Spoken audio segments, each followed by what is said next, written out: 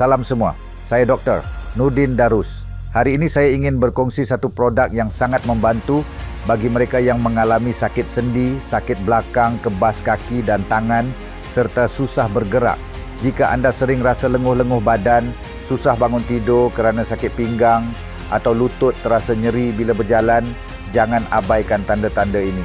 Saya faham ramai yang telah mencuba pelbagai cara dari ubat moden hingga rawatan alternatif tetapi masih belum menemui penyelesaian yang berkesan.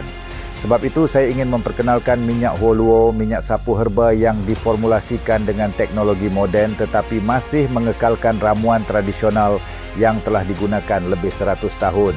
Minyak ini mengandungi bahan herba premium yang membantu melancarkan peredaran darah dan mengurangkan keradangan pada sendi dan otot. Hanya perlu disapu selama 5 minit dan kesannya dapat dirasai segera. Tak perlu tunggu berminggu-minggu. Ramai pesakit saya melaporkan rasa lega pada bahu, lutut dan pinggang hanya selepas beberapa kali sapuan. Ini bukan sekadar minyak urut biasa.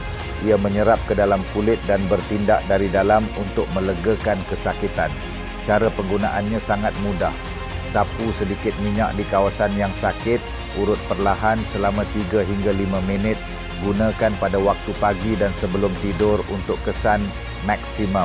Dalam 3 hari sahaja anda akan rasa perbezaannya. Hari ini ada tawaran eksklusif untuk anda.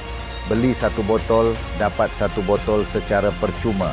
Tetapi stok sangat terhad hanya untuk pelanggan yang bertindak sekarang. Klik link di bawah dan dapatkan dengan harga promosi sebelum stok habis. Jangan tunggu hingga sakit anda menjadi lebih serius. Bertindak sekarang untuk kesihatan sendi dan otot yang lebih baik.